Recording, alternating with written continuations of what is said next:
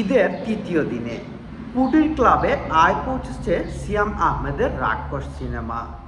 ঈদের মুক্তিপ্রাপ্ত সিয়াম আহমেদ অভিনীত অ্যাকশনধর্মী রাক্ষস শোয়ের সংখ্যা তুলনামূলক কম হলেও দর্শকের আগ্রহ পিছিয়ে নেই।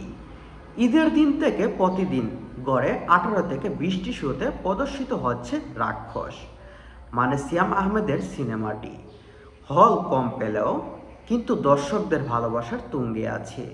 এই কম শো নিয়ে তারা একটু একটু করে অনেক দূর এগিয়ে যাচ্ছে। দর্শকদের পক্ষ থেকে শো বাড়ানোর দাবি উঠলে এখনও সেই সংখ্যা বাড়েনি। তবে সীমিত শো নিয়েই দর্শকপ্রিয়তা নিজেদের অবস্থান স্পষ্ট করেছে সিনেমাটি। মানে দর্শকদের দাবি সিয়াম আহমেদের রাক্ষস সিনেমার শো বাড়ানোর জন্য, কিন্তু এই অল্প শো দিয়েই তারা দর্শকের মনে স্পষ্ট করেছে তারা কতটুকু ভালো সিনেমা করেছে। সিনেমাটির প্রযোজনা প্রতিষ্ঠানের দাবি মুক্তির 6 দিনের মধ্যেই ঈদের তৃতীয় দিন সিনেমাটি হিসাবে কুটির ক্লাবে জায়গা করে নিয়েছে রাক্ষস।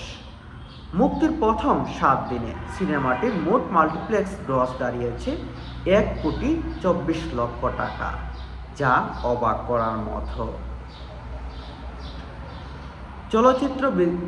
চলচ্চিত্র ভিত্তিক পেজ BMR এর তথ্য অনুযায়ী গতকাল স্টার সিনেপ্লেক্সে 13টি এবং লায়ন সিনেপ্লেক্সে 5টি মোট 18টি শো সিনেমা পেয়েছে। এরই মধ্যে 10টি শো ছিল হাউসফুল এবং 2টি শো ছিল মোটামুটি ফুল। আগামী সপ্তাহ থেকে সিঙ্গেল স্ক্রিনে মুক্তির পরিকল্পনা করছে প্রযোজনা প্রতিষ্ঠান রিয়েল এনার্জি প্রোডাকশন।